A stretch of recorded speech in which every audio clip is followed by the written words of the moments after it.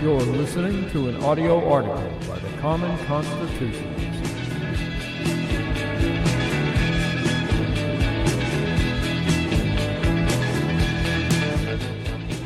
Today's article is entitled, Should We Defend Roy Moore or Not? I'm no great supporter of Judge Roy Moore. Heck, I was a Mo Brooks guy. He's looking pretty good right about now, isn't he? It seems few are coming to Moore's defense. Everyone is so afraid to even go near the guy for fear that if the allegations of sexual misconduct are true, anyone who once defended him would also go down in flames. Well, I'm going to defend him and assume he's innocent until I discover otherwise. That's called, you got it, the American way. Some of us still believe in the arcane principle of innocent until proven guilty. You don't have to support or even like the guy to uphold this ideal. I will because A, these are so far just uncorroborated and baseless accusations.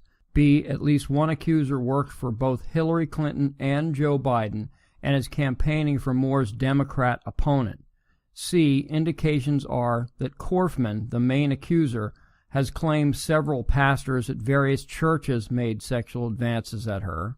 And D, quote, former Secret Service agent Doug Lewis has made an, as yet, unsubstantiated claim that the Washington Post reporter named Beth offered a family friend $1,000 to accuse Roy Moore, and that a tape of the offer is in the hands of the DA. Lewis claims that the Washington Post reporter lives right outside of D.C. and donated to Hillary and the DNC in 2016. Now, if I'm wrong and he does turn out to be a dirtbag, then so what? Will I be the only one in history to defend a guilty man? No. Everyone has, at one time or another, been fooled into defending someone they later found to be indefensible, or simply backed the wrong person. And being smart or dumb has nothing to do with it.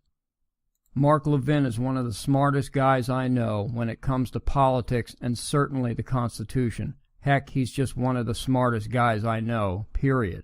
But I still recall my bemusement when he backed Orrin Hatch in his latest re-election bid. Mark later admitted his error in judgment and life went on. I, for one, don't think less of him for the mistake. Look at everyone still today defending Hillary Clinton, after all we've learned just so far. Granted, her list of supporters is shrinking daily, but it still probably outstrips the political support that Judge Moore is getting from his so-called party. Yet it's different in Moore's case. It's not just the Dems who despise Moore. The Republicans hate Roy Moore and resent him for stealing the primary from their anointed establishment hack, Luther Strange. Strange was to be another Mitch McConnell rubber-stamp yes-man. He had the money and the backing of the party. He was an apparatchik, a comrade in the Republican political machine, yet even with all these advantages, Alabama rejected him. In years past, I may have believed accusers of this kind of conduct much more easily, but then came the Clarence Thomas case. His accuser lied.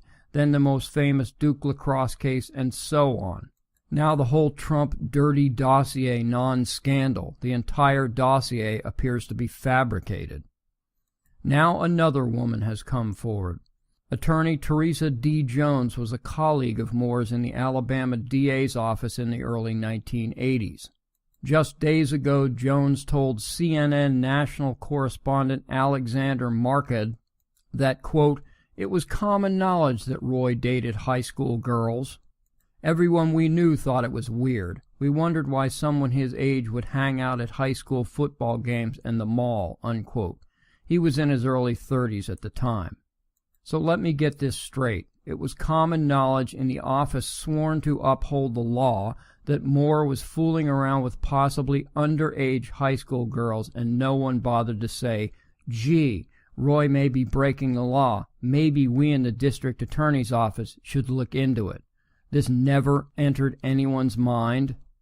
Now this begs the question of who contacted who. Did CNN find her, or did Jones contact the everything Trump and Republican-hating network? This shouldn't be important, but sadly today it is. As we know, CNN is not a news organization. It is a confederation of leftist advocates. Any dirt they can lay their hands on that may damage or impede the right, true or not, will be published or aired.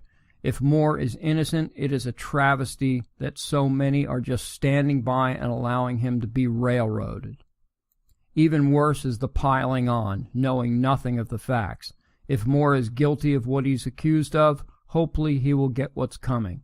Until then, I will continue to assume his innocence. Thank you for listening.